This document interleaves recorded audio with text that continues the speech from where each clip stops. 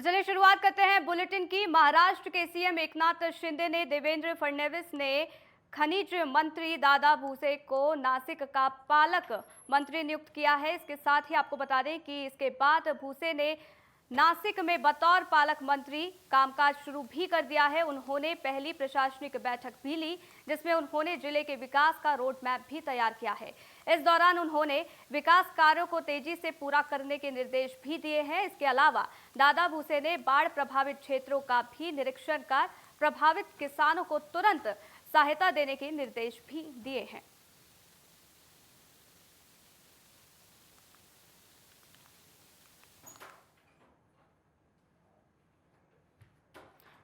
तो वहीं भाजपा मिशन 2024 की तैयारियों में जुट गई है। पार्टी ने इस बार 400 सीटों का लक्ष्य रखा है।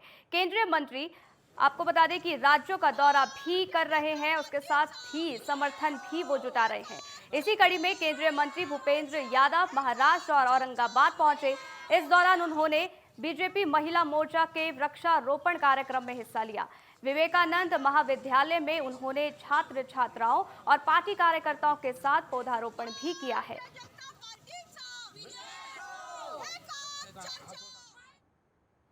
तो वहीं जालना के जिला कार्यालय में प्रेस कॉन्फ्रेंस का आयोजन किया गया। आपको बता दें कि शिक्षक निर्वाचन क्षेत्र के चुनाव होने वाले हैं, इसके चलते जिलाधिकारी ने ये प्रेस कॉन्फ्रेंस की है। वहीं शिक्षक निर्वाचन क्षेत्र के लिए नई सूची बनाने के निर्देश भी दिए गए हैं। इस दौरान जिलाधिकारी ने जालना शहर के समस्याओं के बारे में भी अधिकारियों से जानकारी ली।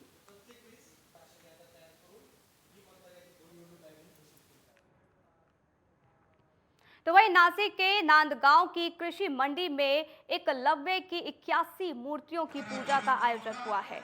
स्थानीय आदिवासी हर साल इस पूजन का आयोजन करते हैं, जिसमें विधायक सुहास कांडे सपत्नी शामिल हुई और उसके बाद इस दौरान उन्होंने आदिवासी समाज के संतों, महंतों, सामाजिक राजनीतिक नेताओं को साधने की कोशिश की है। पंडाल के मुख्य द्वार पर सीएम एकनाथ शिंदे, उप मुख्यमंत्री देवेंद्र फडणवीस की विशाल प्रतिमाएं आकर्षण का केंद्र बनी। तो देखिए वो तस्वीरें आपको दिखा रहे हैं।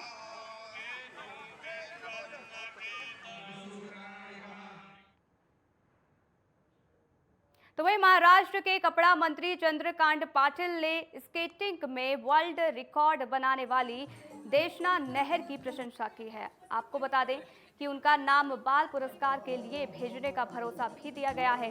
बता दें कि पुणे की रहने वाली 7 वर्षीय देशना नाहर ने 20 कारों के नीचे से महज 13.74 सेकंड में स्केटिंग करने का ये रिकॉर्ड बनाया है, जिसके बाद उसका नाम गिनीज बुक ऑफ रिकॉर्ड्स में दर्ज किया गया है। देशना का लक्ष्य अब 100 कारों के नीचे से स्केटिंग करना है, जिसके लिए उन्होंने अभी से ट्रेनिंग शुरू कर दी है।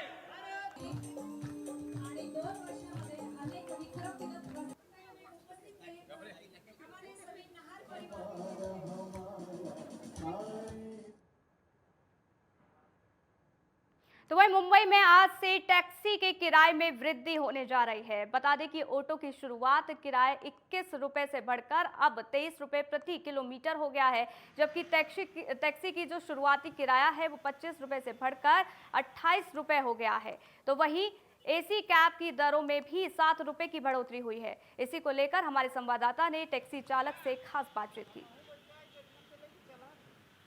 इंटरनेशनल एयरपोर्ट पे खड़ा हूँ। आप देख सकते हैं ऑटो रिक्शा यहाँ पे लाइन से खड़ी हुई है। कल से ऑटो रिक्शा के रेट बढ़ने वाले हैं और कल से गवर्नमेंट ने जैसे अनाउंस किया कि 2 रुपए ऑटो रिक्शा पे और 3 रुपए टैक्सी पे पड़ेंगे। आइए हम ऑटो रिक्शा वालों से बात करते हैं। आपका क्या नाम है? मेरा नाम है हरीश नंदकिशोर विजयंस। अरे जी, आप यूनियन अध्यक्ष भी हैं? हाँ, मुंबई का रेटो एसोसिएशन का यूनियन। बहुत दिन से आप लोगों की मांग चल रही थी कि ऑटो रिक्शा के रेट बढ़ाए जाए, किराया बढ़ाया जाए। हाँ, ये सही बात थी, लेकिन जो हिसाब से सीएनजी के रेट और दर बढ़े, वो हिसाब से क्या हिसाब से जो है किराया बढ़ाया गया और मुझे समझ में नहीं आ रहा।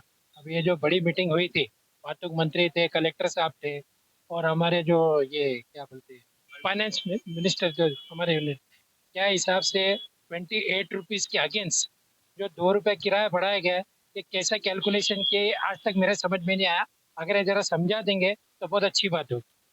जैसा कि हरीश जी यूनियन ऑटो रिक्शा के अध्यक्ष भी है, बता रहे हैं कि जो 2 रुपए जो किराया बढ़ाया गया है उससे उससे ही लोग संतुष्ट नहीं है। किराया बढ़ाया जा रहा है, आपको कैसा लग रहा है? हमको किराया नहीं सर, बहुत कम बढ़ा है। ₹2 मतलब क्या है 2 रुपया बढ़ा के? कम से कम 6 रुपया 7 रुपया बढ़ना चाहिए। सीएनजी के दाम बढ़ने के सीएनजी के दाम बढ़ गए और बाकी सबके ऑयल के दाम बढ़ गए, स्पेयर पार्ट के दाम सबके बढ़ गए।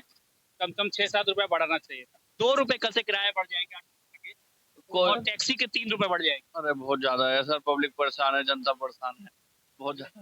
लेकिन सीएनजी के दाम बढ़े हैं, ऑटो वालों को दिक्कत है, वो तो कह रहे हैं कि और भी बढ़ाया जाएगा किराया, तो उसमें संतुष्ट नहीं है। तो एक काम मैं बताऊं आपको, पूरे बात मैं कहना चाहूंगा आपसे कि अगर बढ़ा रहे हैं तो उसके लिए चलो 1 आध रुपया बढ़ा सकते हैं, जो ज्यादा हो जाएगा मेरे हिसाब से ज्यादा है। आप लोग का किराया बढ़ा है, आप लोग तो खुश हैं। अरे खुश तो हम लोग नहीं है, लेकिन सीएनजी का भाव 30 रुपया बढ़ गया है। 300 रुपये का सीएनजी जाता है। 1,000 रुपये का धंधा करते हैं, 300 रुपये का सीएनजी जाता है। 250 रुपया सिर्फ देना पड़ता है। बताओ हम लोग खाएंगे करेंगे क्या? हम देखा जाए तो बहुत ज्यादा तो आप पैसेंजर का फेवर कर रहे हैं कि ऑटो वालों, ऑटो रिक्शा वालों का? हम नहीं एक जो इन्होंने अब बताया ना सीएनजी का रेट, हमें सीएनजी का रेट का मालूम नहीं था, लेकिन इस हिसाब से किराया जो और मद्दा है फिलहाल में, अगर सीएनजी बढ़ रही है तो किराया बढ़ना चाहिए। आप देख सकते हैं कि पैसेंजर जो बैठते हैं, जो सवारी बैठती है, उनको तो दिक्कत है किराया बढ़ने से, लेकिन ऑटो रिक्शा वाले जो हैं, जो ड्राइवर हैं, उनको ये लग रहा है कि 2 रुपए जो किराया बढ़ाया गया वो ठीक नहीं है, और भी किराया बढ़ाया जा सकता है। मैं राहुल पुजारी अपने सहयोगी संदीप के साथ, मुंबई नेटवर्क 10 के लिए। तो खबर गढ़ चिरौली से है, जहां अहेरी तहसील के कापेवंचा जंगल इलाके में मुखबिर से 30 से 40 नक्सलियों के होने की सूचना मिली है। वहीं छुपे हुए नक्सलियों ने अंधाधुंध गोलियाबारी भी की, जिसके बाद घंटों तक पुलिस और नक्सलियों के बीच ये मुठभेड़ हुई और पुलिस ने एक नक्सली को मार गिराने में सफलता भी हासिल की है। बताया जा रहा है कि खुफिया जानकारी के आधार पर इस घटना को अंजाम दिया गया है। गढ़चिरौली पुलिस को ऐसी इन्फॉर्मेशन मिली थी कि राजाराम खांगला आउटपोस्ट की हद में कापेवांचा एरिया में कुछ नक्सल छुपे हुए हैं और पुलिस पर घातपात करने का कोशिश कर रहे हैं। वो इन्फॉर्मेशन मिलने के बाद हमारे पार्टीज़ वहाँ रवाना हुए थे और सर्च ऑपरेशन कर रहे थे। सर्च ऑपरेशन करने के दरमियान परसों शाम को करीब 6 बजे के आसपास नक्सलियों ने हमारी पार्टीज़ पे फायर किया। हमारी पार्टीज़ ने उसका प्रत्युत्तर दिया। फायरिंग कुछ देर चली। उसके बाद उस एरिया का हम लोग सर्च ऑपरेशन कंटिन्यूस कर रहे थे। उसी सर्च ऑपरेशन के दौरान कल सुबह भी नक्सलियों ने हमारी पार्टीज़ पर फायर किया। उस समय भी फायरिंग हुई और इस सब पूरी जो एनकाउंटर हुआ उसमें हमारी पार्टीज़ ने जब उस एरिया को ढूंढा, सर्च किया, तो वहाँ पर हमें एक महिला नक्सल की डेड बॉडी मिली है। उसके अलावा एक वेपन मिला है, 8mm राइफल। तो रुकेंगे छोटे से ब्रेक के लिए, जल्द लौटते हैं।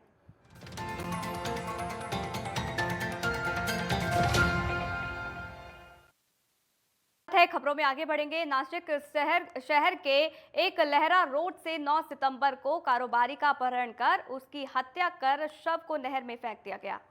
आपको बता दें कि मृतक का शव मिलने पर पुलिस ने अपहरण और हत्या का मामला दर्ज कर उसकी जांच अब शुरू कर दी है। जांच में पुलिस को संदिग्धों के फोटो और सीसीटीवी फुटेज भी मिले हैं। पुलिस ने 3 आरोपियों को गिरफ्तार कर लिया है, जिसके बाद पुलिस आयुक्त ने प्रेस वार्ता भी की। हत्या की गुत्थी सुलझाने की जानकारी देते हुए पुलिस की सराहना भी उन्होंने की है। क्राईम ब्रांच, त्यानंतर टेक्निकल विंग, नाशिक शहर पोलीस स्टेशन, या सगळ्या टीम आपण तयार केल्या होत्या। व्यवस्थितपणे गेले आता 9 सप्टेंबरपासून आजपर्यंत आता 20-25 दिवस झाले आपण हा तपास चांगल्या रीतीने त्याचा पाठपुरावा केला आणि त्याच्यामध्ये 2 आरोपींचे आपल्याला फुटेज मिळालं होतं। त्या फोटोवरून आपण सर्वांना तुमच्या माध्यमातून आणि वर्तमानपत्रातून वगैरे आवाहन केलं होतं की यात कुणाला जर काही माहिती मिळाली तर पोलिसांना कळवा। तसं काल मग वरिष्ठ पोलीस निरीक्षक नाशिक रोड श्री शिंदे यांचे एक इन्फॉर्मंट आहेत, त्यांनी त्यांना माहिती दिली। मग त्या माहितीच्या आधारे एका आरोपीला ताब्यात घेण्यात आलं। त्याच्याकडे विचारपूस करून तो वहीं चंद्रपुर के गुटकाला इलाके में एक 3 मंजिला इमारत भरा कर गिर गई है, जिसके चलते इलाके में दहशत फैल गई है। आपको बता दें कि जिस समय ये इमारत भरा कर गिरी, उस वक्त बिल्डिंग में एक महिला मौजूद थी, जो कि मलबे में दब गई। गुटकाला इलाके में बनी यह इमारत काफ़ी पुरानी बताई जा रही है, जिस वजह से इस बिल्डिंग में रहने वाले अन्य किराएदार बिल्डिंग को खाली कर यहां से चले गए। लेकिन जर्जर हुई इस बिल्डिंग में एक परिवार अभी भी रह रहा था।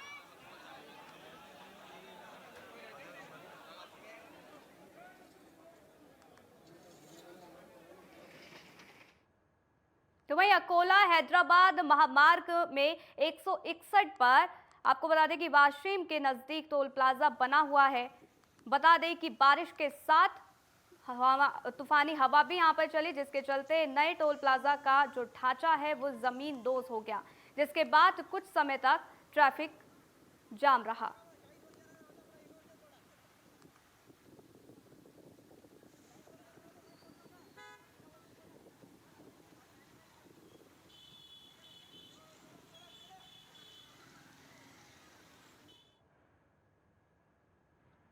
तो देश भर में लंपी वायरस का प्रकोप देखने को मिल रहा है। धारनी तालुका में 110 गांव के मवेशी भी लंपी की चपेट में आ गए हैं। वायरस पर काबू पाने के लिए पशुपालन विभाग की टीम दिन रात जुटी हुई है। विभाग की टीम मेलघाट पहुंची, जहां टीम ने लंपी से बचाव के लिए पशुओं को टीके भी लगाए हैं। तो ये तस्वीरें देखिए अमरावती की आपको दिखा रहे हैं। महाराष्ट्र में लंपी वायरस का प्रकोप देखने को मिल रहा है, जिसके चलते अब वैक्सीनेशन का काम भी किया जा रहा है। इसके साथ ही देखिए मवेशियों को अब टीके भी लग रहे हैं। तो वही मेलघाट में ग्रामीण इलाकों की सड़कों पर दयनीय हालत के चलते छोटे मोटे हादसे हो रहे हैं। कुछ ही साल पहले बनी सड़क में गड्ढे हो गए हैं। डामर सड़कों के रूप में बनी सड़कें बड़े बड़े गड्ढों के कारण यातायात में बाधा अब ये बन रहे हैं। आपको बता दें कि मोखा गांव से दुलघाट रोड तक की सड़क पूरी तरीके से गड्ढे में तब्दील हो गई है। इस सड़क पर गड्ढे नहीं हैं, लेकिन पूरी सड़क आपको बता दें बजरी से ढकी हुई है। 6 नागरिकों ने संबंधित विभाग को मामले की सूचना भी दी है। हालांकि इस सड़क पर छोटे स्तर पर सड़कों का निर्माण किया गया था, लेकिन आज तक इस सड़क की मरम्मत या इसके बारे में कोई काम नहीं किया गया। यहां तक कि नागरिकों ने ये मांग की है कि प्रशासन इस पर विशेष ध्यान दे, ताकि आए दिन होते हादसों से बचा जा सके। तो चलिए खबरों में आगे बढ़ेंगे। अमरावती में एक सड़क हादसा भी हो गया है। तलेगांव दशासर थाना के देवगांव धामड़ गांव रोड पर एक मोटरसाइकिल और पिकअप वाहन में जबरदस्त भिड़ंत हो गई है, जिसमें बाइक सवार की मौके पर ही मौत हो गई। आनंद फानंद में दोनों को रेलवे के अस्पताल में भर्ती कराया गया, जहां डॉक्टरों ने उन्हें मृत घोषित कर दिया है। वहीं आपको बता दें कि पिकअप ड्राइवर के खिलाफ ड्राइविंग के दौरान लापरवाही बरतने का मुकदमा दर्ज कर लिया है। पुलिस इस मामले की जांच कर रही है।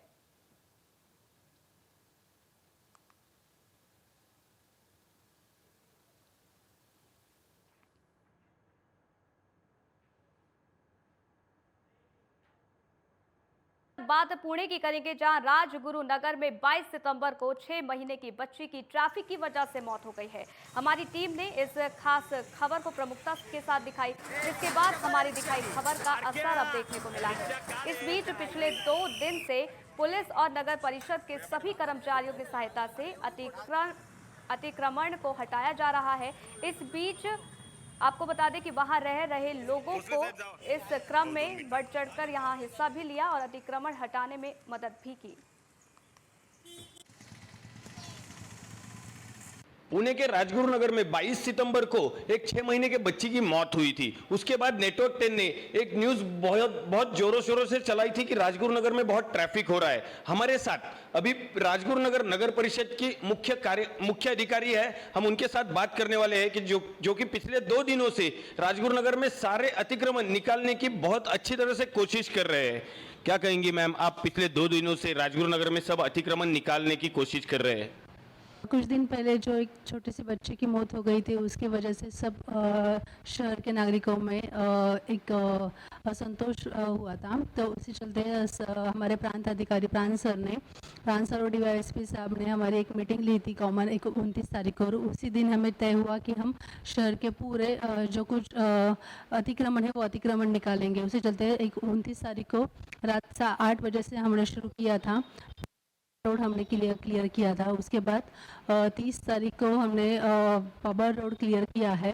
जो अतिक्रमण है जिन्होंने रास्ते पे लगाया है, जो ठेला लगा के बैठे हैं, उसी चलते जो वाहतुक की समस्या बार बार आती है वो निकालने का हमारा प्रयोजन है। और इसमें महसूल अधिकारी है, तहसीलदार मैडम है, प्रांत अधिकारी सर के अध्यक्षता के अंडर हमने सबने ये किया है। मैं यही सबको रिक्वेस्ट कर रही हूँ कि आपका जो बाजारपेट लाइन है या फिर कोर्ट रोड है, यहाँ पे भी ये कार्रवाई होने वाली है। तो जिनका रास्ते पे अतिक्रमण है उन्होंने वो खुद निकालना चाहिए, जिसकी वजह से हमें भी उनको तकलीफ नहीं होनी चाहिए, ऐसा हमारा भी मानना है। तो वहीं नासिक में पुलिस को बड़ी कामयाबी मिली है। स्पेशल टीम ने 3 बाइक चोर को गिरफ्तार कर लिया है, जिनके पास से चोरी की गई 29 बाइकें भी बरामद हुई है। आपको बता दें कि बाइक चोरी विरोधी दस्ते ने जुलाई से अब तक बाइक चोरी के कई खुलासे किए हैं, जिसमें अब तक कुल 15 चोर गिरफ्तार किए जा चुके हैं। वहीं 66 बाइकें बरामद हुई हैं। सिटी कमिश्नरेट में हमने जोन 2 में एक anti motorcycle theft party squad स्थापित किया है। उन्होंने पिछले 15 दिन में 29 मोटरसाइकिल जब्त की गई है और इसमें टोटल 15 क्राइम डिटेक्ट हुए हैं और बाकी जो है मोटरसाइकिल उनका ट्रेस अभी चालू है। आज तक 12 जुलाई से आज तक जो एंटी मोटरसाइकिल थेफ्ट पार्टी है, उन्होंने आज तक 15 एक्यूज्ड और 2 विधि संघर्षित बालक इनको एक्यूज बनाया है और ताबे में लिया था और टोटल 66 मोटरसाइकिल जब्त की गई है। इनकी टोटल वैल्यू है 22,70,000। और मैं सभी लोगों से आह्वान करता हूँ कि जो लोग ये चोरी की मोटरसाइकिल लेते हैं, इसकी वैल्यू बहुत कम होती है, इसका मतलब ये चोरी के है समझने में कारण है। तो ऐसे लोगों को मैं आह्वान करता हूँ कि ये चोरी की मोटरसाइकिल आप ना लें और उल्टा अगर कोई चोरी की मोटरसाइकिल बेचने के लिए आया है तो उसकी खबर नज़दीकी पुलिस स्टेशन में दी जानी चाहिए। धन्यवाद। तो वहीं नासिक जिले के कलवड़ तहसील क्षेत्र में नवरात्रि उत्सव में केंद्रीय स्वास्थ्य राज्य मंत्री डॉक्टर भारती पवार ने शामिल होकर देवी माता का महाअभिषेक संपन्न किया। साथ ही गण पर पौधारोपण भी कर प्रधानमंत्री नरेंद्र मोदी के जन्मदिन पर आयोजित स्वच्छता पखवाड़े के तहत पर्यावरण संरक्षण एवं स्वच्छता का संदेश भी सभी को दिया है। इस दौरान मौके पर मंदिर समिति सदस्य मनज्योत पाटिल, इसके साथ ही तहसीलदार, गांव के सरपंच और वन विभाग के अधिकारी वहां मौजूद रहे।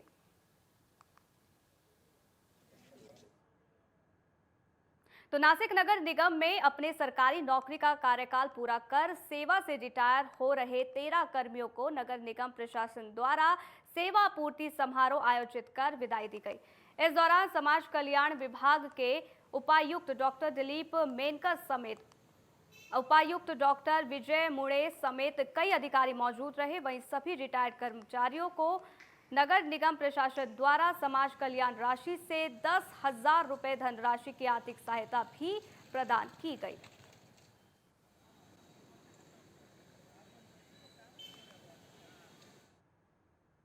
आज नवरात्रि का छठा दिन है। आज के दिन माता के कात्यायनी रूप की पूजा की जाती है। आज हमारी टीम मुंबई के प्राचीन मुंबा देवी मंदिर पहुंची। ये मंदिर 1673 में बना था। तब से इस मंदिर में भक्तों का हमेशा तांता लगा रहता है। नवरात्रि में विशेष भीड़ होती है। बता दें कि मुंबा देवी का यह मंदिर 1775 में दोबारा तोड़कर फिर से बनाया गया था। यह मुंबई के दक्षिण भाग के जावेरी बाजार में स्थित है। माता मुंबा देवी के दर्शन के लिए बड़े बड़े उद्योगपति, नेता और अभिनेता यहाँ आते रहते हैं। मैं इस समय मुंबा देवी के मेन पर्सन मंदिर में मौजूद हूँ। इस समय पुजारी जी हमारे साथ हैं और मैं उनसे बात करने की कोशिश करता हूँ कि यहाँ भक्तगणों की जो अपार भीड़ लगी रहती है और 9 दिन लगते हैं कि और भी टाइम लगा करती है। नवरात्र के 9 दिन यही ऐसे भीड़ रहती है, लेकिन इस टाइम थोड़ा क्या वर्किंग डे होने के कारण थोड़ा भीड़ कम है। इससे भी ज्यादा भीड़ रहती है और कल संडे है तो इससे 4 गुना भीड़ रहेगी। मुंबा देवी मंदिर की क्या खासियत? ये तो मामा मारिज की कुल देवता है। आगरी मछुआरे वगैरह जो लोग हैं उनकी आराध्य देवता है। अपने पूरे बम्बई के रक्षण करने के वाली ये जो है ये माता मुंबा देवी है और इसी के ऊपर से माँ मुंबा का मुंबई नामकरण किया है। मुंबा देवी ये कुल देवता है अपनी मुंबई की। सर एक पुजारी सर ये बताइए कि क्या नाम है यहाँ पे जो कितने साल पुरानी है? ये तो ऐसा बता नहीं सकते, लेकिन इतिहास ऐसा बताता है कि कम से कम 350-400 साल हो गए। वीवीआईपी भी लोग आते तो है। फिल्म स्टार भी आते हैं, वो भी आते हैं, क्रिकेटर भी आते हैं, सब आते हैं। सभी जिसको हर कोई माता रानी की देखने आता है। बराबर। जैसे कि पुजारी जी बता रहे थे कि यहाँ पे हर कोई कितना भी बड़ा हुई वो मत्था टेकने है मुम्मा देवी के मंदिर में आता है। मुम्मा देवी की मंदिर एक मुंबई में एक ऐसी मंदिर है, चाहे कोई राजा हो या रंक, हर कोई यहाँ आना पड़ता है।